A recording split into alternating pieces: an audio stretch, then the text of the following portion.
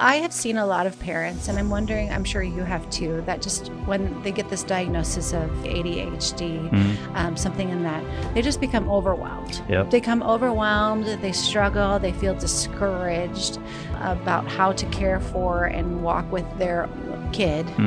What advice would you give parents that find themselves sort of in that situation? Don't feel alone. Hey, everybody, and welcome to the Raising the Next Gen podcast. I'm Pastor Angie Larson, and it is my great honor to be able to invite one of my friends, but also a neighbor, somebody I look up to when I watch him parent his own beautiful two children. And I'm so excited that he was willing to come on the podcast to sit there and talk about ADHD, as well as how we can love our beautiful kids that have ADHD. And so this is my friend and neighbor, Bryan Asche. Hi, Bryan. Welcome. Yep, thank you. Very excited to be here. And yeah, I love having these conversations. So thanks again. I'm super grateful. Tell us a little bit about who you are, your family, and then I know that you specifically have just moved into sort of ADHD coaching. So I would love to hear sort of a little bit about your family and that journey. Yeah. So I have a college degree and a professional engineering certified. So I'm a structural engineer. I'm really good with numbers, horrible at spelling, but my wife is good at spelling. So the blend of us makes it work, right? So yeah, I have two kids. I have a daughter, she's 15, and I have a son that's 9. And let's see, backing up a little bit, of us 4, everyone is adopted except for me. I mean, even if you consider the dogs, the cats, the goldfish, everyone's adopted. So I'm a bit of the odd one in our family. Yeah, that's an interesting family structure. Right. Some would say that, the oddity is not limited to not being adopted, but we'll save that for another discussion. So early on, my son, Croy, he was born premature, spent 8 to 9 weeks in a NICU. Okay. And just some early indications, growing up, he was underdeveloped emotionally. There's some cues that came up, and we eventually got him tested. So back in 2023 is when we got the diagnosis. From there, we went through a couple of different daycares, couldn't handle the challenges that he had. And he was very unique in that way. And so my wife and I decided that I had the opportunity to kind of stay home with him and kind of, be with him. And through that, and I'm always I'd say I'm a very curious person. Yeah. What I wanted to do was learn as much as I could about ADHD so that I could help him develop and also just kind of learn more about that stuff. The more I learn and the more I share, my wife, Chris, has kind of self-diagnosed herself with ADHD. So I tell her story. She's like, oh, that aligns with where I struggle, or that's where my strength is. And so it's been super interesting. Read a ton of books, read as much as I could, and eventually got to an international program that trains and certifies for ADHD life coaching. Oh, awesome. So I went through that process, and a lot of my colleagues were from all over the country. And so it was a very great opportunity to learn about ADHD in other countries and how life coaching is presented or perceived in other countries as well. So it was a great experience. After graduation, I still get in touch with a few of them through, messaging and stuff. And most recently, I signed up for a positive intelligence grant program. So a lot of my colleagues and I are going to get together and go through that system next. That's cool. So it's like a 6-week program. I didn't even know that these things were sort of out there in the world, but I got to tell you how much I admire you for seeing, the needs of your son, Croy, and responding in a way that says, I have to learn more. Yeah. I think that that's something that as parents, that's not always our default reaction, right, Bryan. Like there are times that my kids have gone through something and I just would rather not dive into that, just let somebody else sort of deal with it. But instead you took a different posture. You said, I'm going to learn as much as I can about ADHD so that I can love Croy the best way Croy deserves to be loved. Yeah. He's He's just a neat kid. Of course, I'm a little biased on it. I like him too. But yeah, if I can help him kind of navigate some of his challenges and really rely on his strengths, I think the world's wide open to him. So it's really cool to see. I agree. You know, I'm his pastor. So one of my favorite things about Croy is how every time after church he comes up to me and he always tells me that I talk too much. Mm-hmm. And I was like, I actually get paid to talk, Croy. And one day he looked at me and kind of like, I think I maybe could do that because he likes to talk too. He does, yeah. I think he'd be very good at it. He's got a connection. He can communicate well. He's very animated. Yeah, a lot of energy there. He is such a great human. And that really you can attribute to be how you and Chris have poured into raising him. And that's just incredible. Yeah. You know, when you start to think about ADHD, just for our listeners, how would you just sort of define ADHD, how it looks maybe for Croy or just generally from what you learned from coaching? Yeah. So it used to be ADD, and then they brought in hyperactivity. So attention deficit hyperactivity disorder is you know, it is a disorder of strengths and challenges that, you know, we haven't fully understood, nor I don't think the norm has embraced well either. Strengths can be hyperactivity, can be hyper focused on something of interest. Yeah. Willpower. As a strength. As a strength, yeah. And I think a lot of ADHD people are like so negative about it, and I think, you know, society sees it as a negative disorder as well, but the strengths are just amazing. The people I've met are so creative and so it's just awesome. But there are some challenges as well. So through life coaching, you try to balance and explore how do you find out what those strengths are and apply them to a challenge or a goal or whatever it is that the client wants to achieve. Yeah. So my son, Chase, he was diagnosed with ADD, but this was years and years ago. So probably 20 years ago. Yep. One of the things that I love that you called it strengths. You know, Chase has this superpower when he wants to focus on something that is, for him, it's computers. It's fixing things. We called him a tinkerer when he was growing up. He always had to like put things together. He would disassemble pens in class and reassemble them differently. Yeah. But it was one of those things that if you saw it as a superpower, but that he also had challenges, you know, like English was not his jam. So that was a challenge. And it was hard to sit there and say, how do we have this superpower? And he still has to pass his English high school exam. Yeah. It was a struggle, you know, in that way. Yeah. Fortunately, I had the opportunity to volunteer for my son's class. And so I'd spend 1 hour each week and I would talk to his teacher ahead of time and they would say, oh yeah, you can come at this time.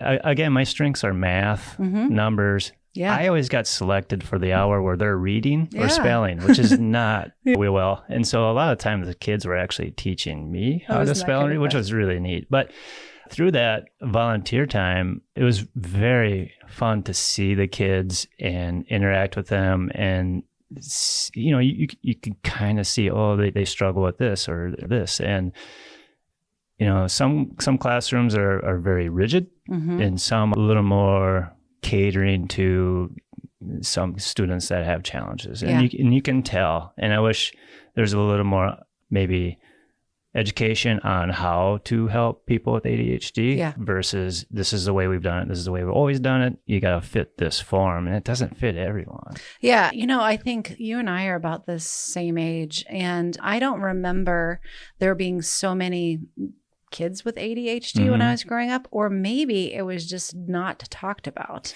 You know, we all had those class clowns or those kids that weren't able to kind of do the regular school thing. Yeah. What's your take on that? Like with is it too much diagnosis? Is it not enough diagnosis? Is it just that, oh, now we finally know a few things about how the brain works? Right. Or?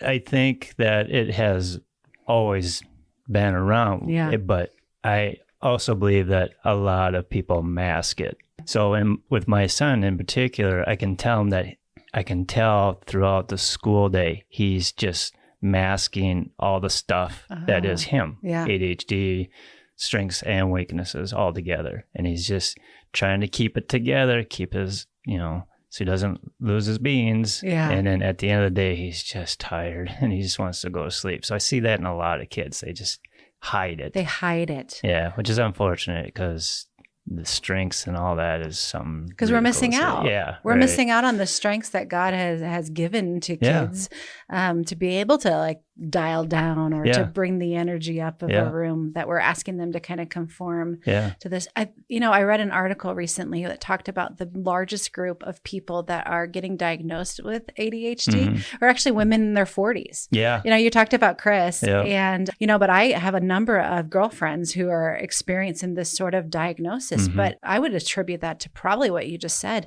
that they have masked it. They masked it, figured out how to hold it in until all of a sudden they're in their 40s and they're like, wait a second. Yeah. Nobody told me that I sort of was struggling with this. I could have gotten help 20 years ago. Yeah. And I don't want people to think that, if they get diagnosed later in life that they're like, oh, it's too late. It's not. It's actually kind of a blessing because it kind of gives you affirmation of your past a little bit. And then you also start learning about, oh, here are my strengths.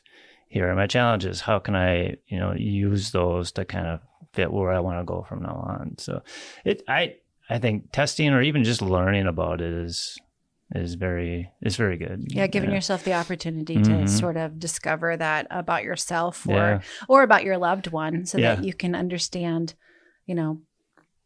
where some of those strengths are. Right. And say, all right, this is going to be a challenge for us, so we're going to have to figure out how to navigate it. Right. But this is a superpower that we can sort of really lean into. Yeah. The other thing I've noticed in the school setting and then just in life is that people with ADHD, they get rejected so much, or there's negative connotation things, and it's got to be just kind of depressing and yeah, it's hard because, for example, my boy will be in a classroom setting. And it used to be you had to have eye contact with the teacher. And that showed the teacher that you're focused and paying attention. He'll be doodling away to the side. He will hear every word. Yeah. He will record everything that is said, and he'll recall it. It's really neat. So the idea of having someone focused on you and all that, it's not applicable. It doesn't work. It doesn't work for him. But it's not like he's not paying attention. Right. Yeah. Oh, he's getting all of it. He's doing it in his way. Yeah. Well, I have seen a lot of parents, and I'm wondering, I'm sure you have too, that just when they get this diagnosis of ADD, ADHD, something in that, they just become overwhelmed. Yep. They become overwhelmed. They struggle. They feel discouraged about how to care for and walk with their kid. What advice would you give parents that find themselves sort of in that situation? Don't feel alone. Okay. There's a lot of us out here, and if we can kind of group together and share and learn from each other, I felt so alone. I felt like I'm being judged for whatever my children are doing. Yeah. And you hear little side comments and stuff, but I start speaking to other parents that are struggling just like we are. And, there is no right answer. There's no cure. There's no, right. We're all trying different things. What works for one doesn't work for the other. Right. Yeah. I think that's a lot of what we're trying to do on this podcast. And we've talked to a number of guests that sit there. I don't know why. Parents, we feel like we're the only ones navigating this. Yeah. And the truth is that none of us are the only ones navigating this. Right.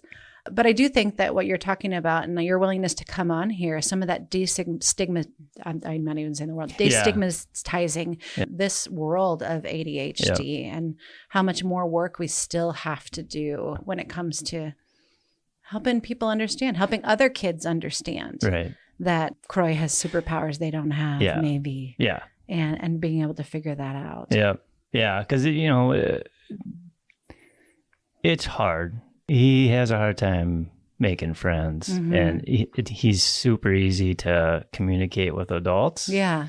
Probably because, through his younger years, I was the nanny, babysitter, all those things into one. Yeah. Yep. And when am I going to teach him how to design a bridge? Yeah. Because engineer dad. Right. Well, you probably could. Right. But it has been a blessing that I started learning how he thinks. So I can relate it all to that. And I'm very good about telling a story that can relate to him. So I think if people learned what the kids are interested in, they can relate almost anything to what they're interested in. Yeah. So one of the examples is to get him to brush his teeth. He's got sensory processing disorder as well. Okay. So the idea of brushing his teeth drives his nerves through the roof. Oh, sure. I so could see that. Yeah. If it's a kind of overstimulating. Yeah, right. And so I was telling him cavities. He's heard the word cavities, but he doesn't literally know what that means. So I told him, our car, if we don't wash it, just like you brush your teeth, if you don't wash it, you get rust. And I showed him where the rust spots were. Oh, I sure. said, that's what a cavity looks like. And so now he thinks he has rust on his teeth, but he does brush his teeth. He does brush his teeth. Isn't that something? My son Chase remembers one of the best birthday presents I ever gave him. It was sort of along the same lines. Because he's such a tinkerer, like he is. And I gave him this tackle box in which I put weird stuff, like old remotes. I put those little twist ties you get at the grocery store. He used to come home with pockets of those. And so I went and I asked the grocery store if I could have like a bunch of their twist ties, and they laughed at me, but gave them to me anyway.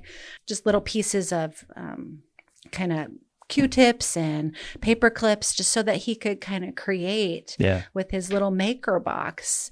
And he still has that maker box, but it's one of those things where but he also struggled with friends at school. Yeah. It was really hard for him to sort of connect with other people. He didn't really grow into that into his 20s probably. And my heart hurt. I wanted those things for him. It was a challenge to sit there and help other folks understand that, he's just focused on that and not on this other thing. Yeah. Yeah. As a parent, you struggle with being almost ostracized or, like separated from the rest of the group, and yeah, it's hard, and you want the best for your kids. And and I think, so you have the one child this is just more of a challenge. But for me, I have 3 other kids that don't struggle quite in the same way. And so it's hard to sit there and balance between the differences between my own kids. This is kind of a faith podcast. And so we sit there and think about, from a faith perspective, God created your son, my son, in these ways with intention. Right. So then how do we as parents acknowledge, I love how you've called it the strengths, but like that there is an intention, a God purpose in that. And it's not like a miswiring in some way. Right. Right. Yeah. Yeah. It's for me and Chris, but both of us tell our kids, we try to make it that they feel safe and acknowledged. Yeah.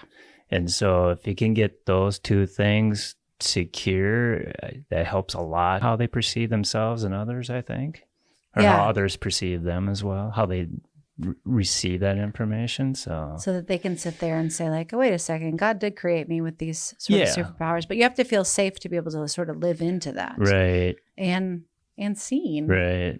Yeah. I think that's such important work. Yeah.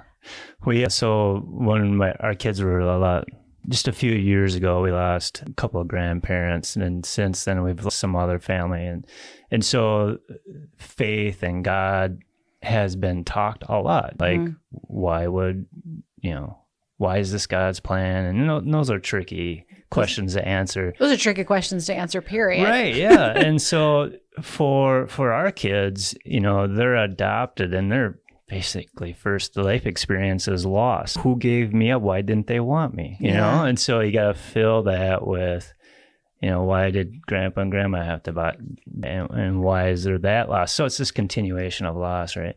And so there's this one book that I've found very good. It's called The Invisible String. I don't know if you've ever read that. I have heard of The Invisible String. So good. So we read that to them constantly for a while until it was just ingrained in their brains. But they'll reflect back to that one and go, oh yeah, it's like the invisible string. Yeah, that we're connected and we don't know how we're connected, whether we're adopted or whether that's with God. Yeah. And if you think about it from a faith perspective, technically we're all adopted into God's family. none of us are our first blood, right? Mm-hmm. And God just chooses that us to all be in with all of our differences, with all of our challenges, with all of our strengths, sort of all of those things. We have that invisible string. I love that. Right. Yeah. Love that so much. Yeah. In thinking about this, if somebody's listening to this podcast and they have kids that struggle with ADHD, diagnosed or not diagnosed, or they just sort of feel this, what is one thing you would want people to know about living with someone that has neurodiversity? Yeah. Everyone is unique, and every ADHD is unique to everyone. Yeah. So there's not one thing fits everything. And so we continue to try new things. And as parents, don't feel like you're alone and have to do it by yourself either. Yeah. I started an Instagram account because I would learn something and then I'd try it and then I'd basically post, this is what we tried today. And so there's a lot of trial and error with our son. Yeah. And so my thought process is if I share what I've experienced and what we've tried, maybe somebody else could try. Or they would tell me, oh, we've tried this, you should try this other way of doing things. So just learning through trial and error, learning about Croy has helped a lot. Yeah. And that's such good wisdom to be able to share that with other parents so that you don't feel so alone in the process. Yeah. It's kind of like almost, we have all these families and everybody kind of has this in their family, but they're all kind of keeping it quiet. Yeah. And so how do we come together as community to be able to work together so that our kids can thrive in just exactly the way that God made them. Right. Yeah. And I also think that as parents, you got to kind of embrace and not be rigid, but allow them to express wherever they're, one story, and you probably see it in church. My son, when the band starts going, he'll go out to, and we found a safe place for him to dance and shake and all that. Yeah, I love it. And if you just kind of allow those releases to be himself, I think that helps a lot too, so that they don't mask other situations. Yeah, and that makes me actually think about, where do I mask? Maybe I should jump over to the side and dance a little bit. That probably actually sounds more healthy than anything else, right? You sit there and say, like, that's actually a really great, healthy release, breaking it down in church. No, I super love that. It's a polar opposite experience. Earlier, we didn't know, and he was young, and at the end of a church service, the band, the volume, it was very large. His sensory bubbles will go through it. So we'd spend, I think one time I spent 30 minutes in a car and he just cried. He just sat there and cried. And we're like, we just got out of church. This is supposed to be a good, positive experience. And he's crying. So we figured out sense processing, ADHD. Okay.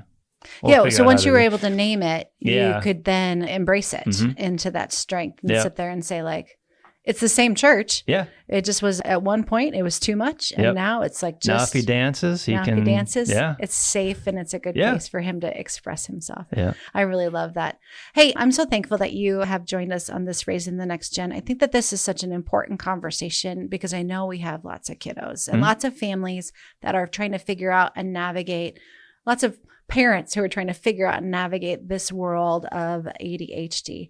If people have lingering questions and they'd love to get a hold of you, how can they do that? Yeah, I have a website and an Instagram account, and it's Perspect-US. Sounds like a financial report, but I didn't intend. Like so it was taking the word perspective and us and combining it. So it's PERSPEC. The -US. Okay. And Instagram is there as well. So okay. And if they are parents that need coaching, they want someone to walk alongside them. I know that this is some of the work that you do. Maybe see you around town and swap notes about how we care for our kids with ADHD and things like that too. Yep. Your kids are so lucky to have you as a dad. Thank you. I feel lucky to have you as a friend and as a neighbor, that we can watch our kids kind of grow and thrive sort of together. Yeah.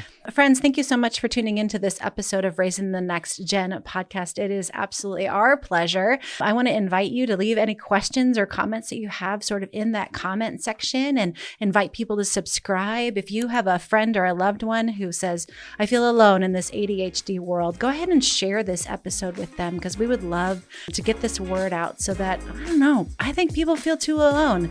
And I'd love to be able to connect people in just any way possible. That's one of our goals. Thanks so much for joining us, everybody. Have a great day.